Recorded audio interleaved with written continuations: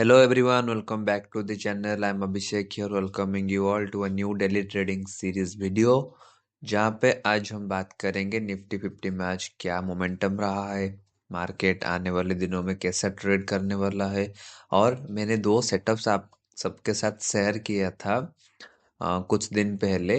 और मैंने वहाँ क्लियरली मेंशन किया था कि अगर निफ्टी सपोर्ट लेने लगता है अपने कुछ की रीजन में, और वो जो दो सेटअप्स है उनमें अगर हमें कहीं पे भी ग्रीन कैंडल फॉर्मेशन देखने को मिलता है तो हम एंट्री के लिए प्लान कर सकते हैं। तो आइए आज के वीडियो में हम उसी सब बारे में चर्चा करेंगे। So let's move on to the video.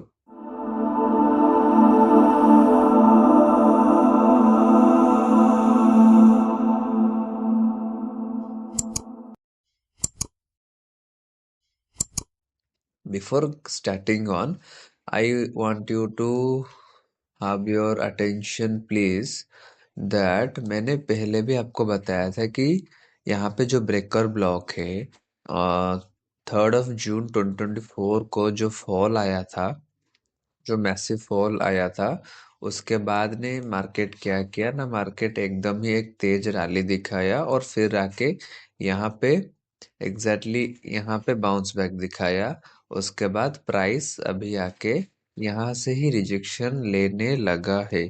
Properly तो हम नहीं बोल सकते कि ये ब्रेकर ब्लॉक वैलिड है, सस्टेन करेगा कि नहीं, लेकिन हमें फिलहाल के लिए जो दिख रहा है दैट इज निफ्टी यहाँ पे कंसोलिडेट कर रहा है। अगर दो सिनेरियो हो सकता था, इतना बड़ा फॉल आने के बाद थोड़ा हॉल्ट करना इज वेरी नॉर्मल, तो उसमें कोई बड़ी बात नहीं है। इतना बड़ा फॉल आने के बाद तो निफ्टी बेसिकली हॉल्ट एक पॉज लेता है। और अगर हमें आने वाले दिनों में ये वाला लो ब्रेक होता हुआ दिखता है, दैट इज द 23,000 लेवल अगर ब्रेक होता हुआ दिखता है, तो we can expect very nice fall in Nifty once again. तो उसके बारे में तो हम नहीं बता सकते, लेकिन फिलहाल के लिए निफ्टी जहाँ पे है वहां से बताना, प्रॉपरली डायरेक्शनल एनालिसिस करना थोड़ा सा मुश्किल है। बट मुझे यहाँ क्लियर कट एक ब्रेकर ब्लॉक दिख रहा है जहां से निफ्टी 2-3 बार सपोर्ट लेने के बाद आ जाके वहां पे ही साइडवेज एक्शन दिखा रहा है। तो ये बेसिकली हमारा निफ्टी फिफ्टी का व्यू। और मैं स्विंग ट्रेडर हूँ, तो मैं आपको कुछ ज़्यादा छोटे टाइम फ्रेम में जाके कुछ ज़्यादा स्ट्रक्चर्स वगैरह नहीं बता पाऊंगा। मैं जस्ट सिंपली जो फॉलो करता हूँ उसी के बारे में आपको बता रहा हूँ। और एक बात, मैं वेट कर रहा हूँ इस हफ्ते का कैंडल क्लोज होने तक, क्योंकि अगर मैं यहाँ पे देखूँ तो छोटे टाइम फ्रेम में मुझे ज़्यादा नॉइज दिख रहा है। Clear cut I am saying that in smaller time frame मुझे यहाँ क्लियर कट नॉइज दिख रहा है, लेकिन जैसे ही मैं वीकली टाइम फ्रेम में मूव करता हूँ तो मुझे यहाँ पे एक क्लियर कट पिक्चर मिल मिल रहा है। तो उसके बेसिस में मैं बता रहा हूँ कि मेरे लिए ये वीक तो नो ट्रेडिंग वीक है properly, because as I have said that इस मार्केट में मतलब very good risk to reward निकालना मुश्किल हो रहा है। और वैसे भी अगर एक दो ट्रेड में भी अच्छा रिस्क टू रिवॉर्ड रेशियो नहीं मिला तो जो ट्रेड्स में एसएल जाएंगे तो वैसे भी ट्रेड करके कुछ फायदा नहीं, क्योंकि सिनेरियो ही अल्टीमेटली हमारे फेवर में नहीं है एज ए स्विंग ट्रेडर। तो मैं फिलहाल के लिए वेट कर रहा हूँ इस हफ्ते का क्लोजिंग के लिए। इस हफ्ते के क्लोजिंग के बाद हम थोड़ा ज़्यादा कंक्लूजनली आ सकते हैं कि नई निफ्टी कहाँ जा सकता है।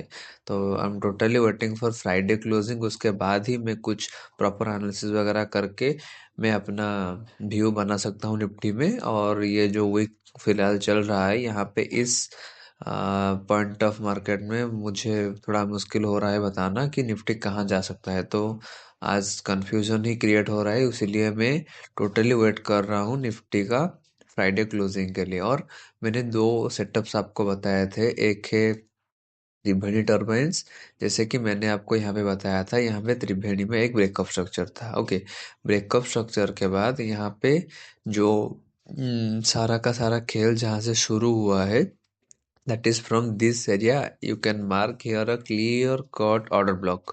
ओके, वॉल्यूम्स आए थे, ब्रेकअप स्ट्रक्चर भी हुआ था, उसके बाद वॉल्यूम्स ही देखो एकदम ही ड्राई है। और मैंने यहाँ पे मैंने इस दिन को बनाया था शायद 10 जनवरी को बनाया था कि नहीं, जब मार्केट इस ऑर्डर ब्लॉक को टच करने के बाद एक ग्रीन कैंडल बनाएगा तभी जाके हमारा एंट्री एक्टिवेट होगा। तो फिलहाल के लिए ये वो सेटअप है जिसमें मैं प्रिफर कर रहा हूँ 7% SL and targeting almost 3 R. इतना ज़्यादा तो नहीं चाहिए, बस 2 to 3 आर के बीच मेरा टारगेट हो जाए तो I am happy. And the second stock is KPR Mill. KPR Mill में अगर यहाँ पे देखो, ये ऑर्डर ब्लॉक मार्क करना थोड़ा मुश्किल है, थोड़ा ट्रिकी है, क्योंकि यहाँ पे अगर देखोगे यहाँ पे बहुत सारे साइडवेज एक्शन है मार्केट में, तो प्रॉपर ऑर्डर ब्लॉक मार्क कर पाना यहाँ पे मुश्किल हो रहा था। तो मैंने क्या किया ना, मैं स्विच कर गया एकदम ही वीकली टाइम फ्रेम में, क्योंकि जितना बड़ा हमारा टाइम फ्रेम होगा उतना नॉइस कम होगा और उतना क्लैरिटी ज़्यादा होगा। सिंपल सा लॉजिक है। तो यहाँ पे मुझे दिख रहा है ब्रेकअप स्ट्रक्चर। ओके, ये जो ब्रेकअप स्ट्रक्चर आया है, इस ब्रेकअप स्ट्रक्चर में क्या हुआ है ना, हमें वॉल्यूम स्पाइक्स भी देखने को मिले है। और ये सारा का सारा जो खेल शुरू हुआ है वो यहाँ से शुरू हुआ है। ओके, ये जो टोटल रेंज है यहाँ से शुरू हुआ है, लेकिन the last leg of selling in which I can spot in this area, the last leg of selling is this zone. तो सिंपली मैं एक रेक्टेंगल बॉक्स ड्रॉ कर लिया और आ गया डेली टाइम फ्रेम में। डेली टाइम फ्रेम में आने के बाद यहाँ पे स्टॉप लॉस में अपने हिसाब से दिया हूँ, और आप लोग अगर कोई चाहे तो अपने हिसाब से स्टॉप लॉस दे सकता है, उसमें कोई प्रॉब्लम नहीं है। Just you have to follow the SL। Okay, यहाँ पे भी वही लॉजिक है, breakup structure, volume spikes, then after the stock has came into its order block with volume dry up, and after the formation of a green candle we can plan a trade here with a stop loss of around 6%. That is up to you how much percentage of SL you want to take in this bearish market or sideways market. I prefer to have a wider SL so that I will be staying long in the trades. And मुझे जल्दी out होने का कोई शौक नहीं है, क्योंकि market वैसे भी वोलेटाइल होते हैं, तो इसीलिए मैं प्रिफर करता हूँ यहाँ पे थोड़े वाइडर एसेट्स के साथ ट्रेड करने के लिए। तो आज के वीडियो के लिए बस इतना ही। मैं बस आज आपको अपडेट करने आया था कि नहीं, क्या क्या सिनेरियो हो रहा है। मैं फिलहाल के लिए टोटली 100% कैश हूँ, कोई पोजीशंस मेरा ओपन नहीं है एज ऑफ नाउ। तो देखेंगे अगर फ्यूचर में मार्केट हमें सही दिखा और थोड़ा कंडीशंस हमारे फेवर में आया तो ही जाके हम ट्रेड प्लान करेंगे। तो आज के वीडियो के लिए बस इतना ही। Thank you all and have a nice day.